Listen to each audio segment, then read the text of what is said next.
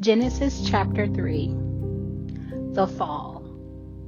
Now the serpent was more crafty than any other beast of the field that the Lord God had made. He said to the woman, "Did God actually say, 'You shall not eat of any tree in the garden'?" And the woman said to the serpent, "We may eat of the fruit of the trees in the garden, but God said, 'You shall not eat of the fruit of the tree that is in the midst of the garden, neither shall you touch it, lest you die.' But the serpent said to the woman, 'You will not surely die. For God knows that when you eat of it, your eyes will be opened, and you will be like God, knowing good and evil.' So when the woman saw that the tree was good for food, and that it was a delight to the eyes, and that the tree was to be desired to make one wise, she took of its fruit and ate. And she also gave some to her husband who was with her, and he ate. Then the eyes of both of them were opened, and they knew that they were naked. And they sewed fig leaves together and made themselves loincloths. And they heard the sound of the Lord God walking in the garden in the cool of the day. And the man and his wife hid themselves from the presence of the Lord God among the trees in the garden. But the Lord God called to the man and said to him, "Where are you?" And he said, "I heard the sound of you in the garden, and I was afraid because I was naked, and I hid myself." He said, "Who told you that you were naked? Have you eaten of the tree of which I commanded you not to eat?" The man said, "The woman whom you gave to be with me, she gave me fruit of the tree, and I ate." Then the Lord God said to the woman, "What is this that you have done?" The woman said, "The serpent deceived me, and I ate." The Lord God said to the serpent, "Because you have done this, cursed are you above all livestock and above all beasts of the field. On your belly you shall go, and dust you shall eat all the days of your life. I will put enmity between you and the woman, and between your offspring and her offspring. He shall bruise your head, and you shall bruise his heel." To the woman he said, "I will surely multiply your pain in childbearing. In pain you shall bring forth children. Your desire shall be contrary to your husband, but he shall rule over you." And to Adam he said, "Because you have listened to the voice of your wife and have eaten of the tree of which I commanded you, you shall not eat of. Cursed is the ground because of you. In pain you shall eat of it all the days of your life. Thorns and thistles it shall bring forth for you, and you shall eat the plants of the field. By the sweat of your face you shall eat bread, till you return to the ground, for out of it you were taken, for you are dust, and to dust you shall return." The man called his wife's name Eve, because she was the mother of all living. And the Lord God made for Adam and for his wife garments of skins and clothed them. Then the Lord God said, "Behold, the man has become like one of us in knowing good and evil. Now, lest he reach out his hand and take also of the tree of life and eat, and live forever." Therefore the Lord God sent him out of the Garden of Eden to work the ground from which he was taken. He drove out the man, and at the east of the Garden of Eden he placed the cherubim and a flaming sword that turned every way to guard the way to the tree of life.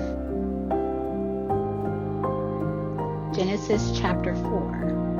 Cain and Abel. Now Adam knew Eve his wife, and she conceived and bore Cain, saying, "I have gotten a man with the help of the Lord." And again she bore his brother Abel.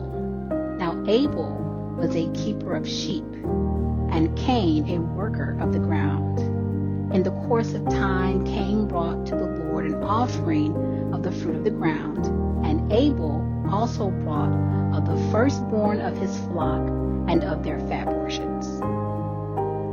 And the Lord had regard for Abel and his offering, but for Cain and his offering he had no regard.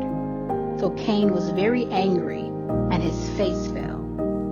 The Lord said to Cain, "Why are you angry, and why has your face fallen? If you do well, will you not be accepted?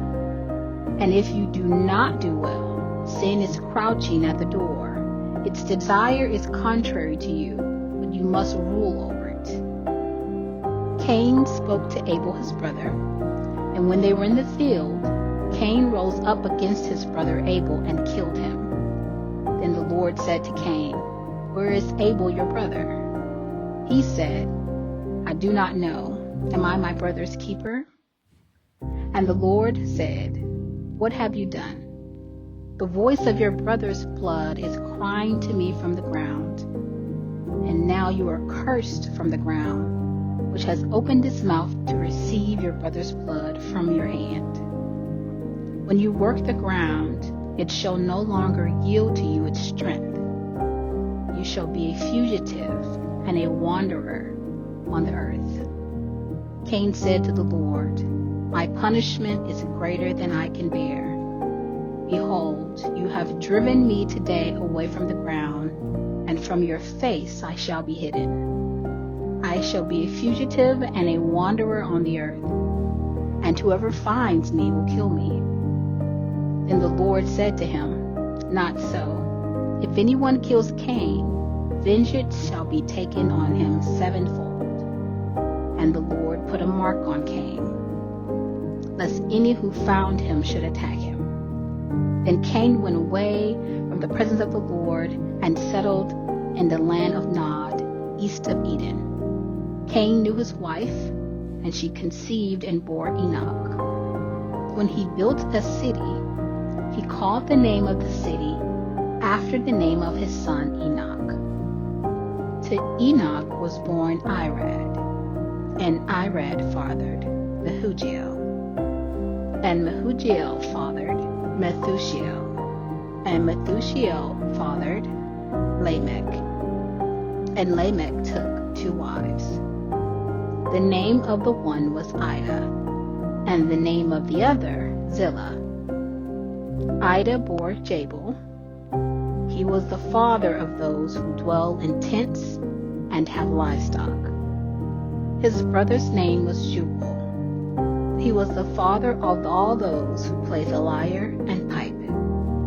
Zillah also bore Tubal-Cain. He was the forger of all instruments of bronze and iron. The sister of Tubal-Cain was Naamah. Lamech said to his wives, Ida and Zillah, "Hear my voice. You wives of Lamech, listen to what I say. I have killed a man for wounding me, a young man for striking me. If Cain's revenge is 7-fold, then Lamech's is 70-fold. And Adam knew his wife again, and she bore a son and called his name Seth. For she said, God has appointed for me another offspring instead of Abel, for Cain killed him. To Seth also a son was born, and he called his name Enosh. At that time, people began to call upon the name of the Lord.